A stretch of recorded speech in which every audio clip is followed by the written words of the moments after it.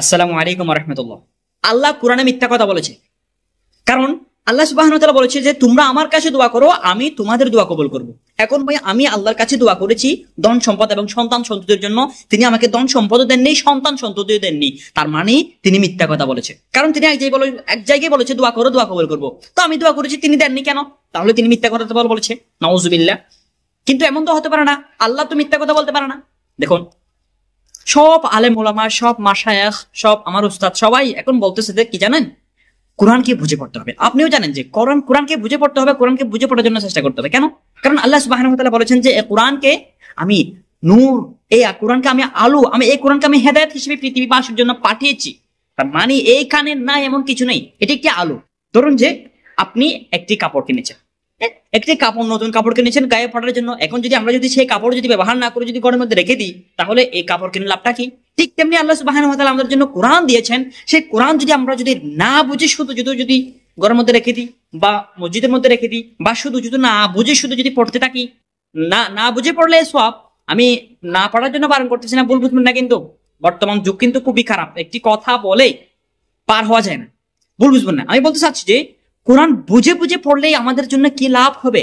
এই কোরআন বুঝে পড়লে তো আমরা আসল আলোটা পেতে পারি। আমরা তো কোরআন বুঝে তখনই আমাদের জন্য কাজে আসবে যখন আমরা এই কোরআন বুঝে আমাদের জীবনে বাস্তবায়ন করব, আমাদের পারিবারিক সামাজিক সব জীবনে আমরা যখন বাস্তবায়ন করতে পারবো, তখনই তো আমাদের জন্য এটি আলো হবে, তখন আমাদের জন্য হেদায়েত হবে। এটি এই যে যেহেতু সবাই বলেছে যে কোরআনকে বুঝে পড়ার জন্য চেষ্টা করতে হবে, আমিও নিজে চিন্তা করেছি যে কোরআন তো জীবন অনেকবার পড়েছি, কিন্তু বুঝে একবারও পড়েনি। সেই জন্য আমি এই স্টেপ নিয়েছি যে ইনশাআল্লাহ আমি কোরআনকে বুঝে পড়বো।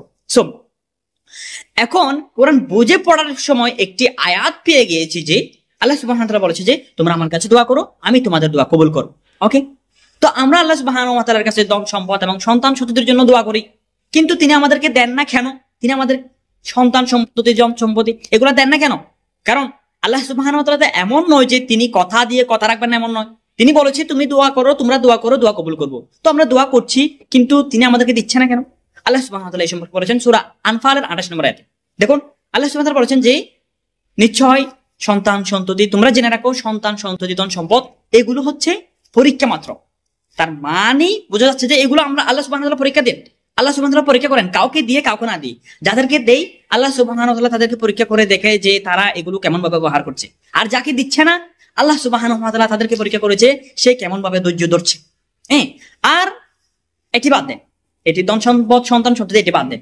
আর যদি আমরা আমাদের জীবনে অনেক কিছু চাই, যে কেউ ব্যবসা বাণিজ্য চাই, যে কেউ চাকরি চাই, যে কেউ বিশ্ববিদ্যালয়ে ভর্তি হতে চাই, যে আমরা আমাদের জীবনটাকে সুন্দর করতে চাই, মানে আমরা চাই যে হচ্ছে আমাদের পরিবারে কেউ অসুখ না হোক, আমি যেন অসুখ না হয় জীবনে, আমার পরিবারে মা বাবা ভাই বোন আত্মীয় স্বজন সবাই চাই আমরা সবাই ভালো করে চলার জন্য। আমরা চাই সবকিছু শান্তি হোক, সবকিছু মানে ভালো হোক, আমাদের মন যেটি ভালো সেটি হোক, কিন্তু সেটা হয় না কেন? আর ভাই আপনি বিশ্ববিদ্যালয়ের জন্য এত চেষ্টা করেছি কিন্তু পারেনি কেন?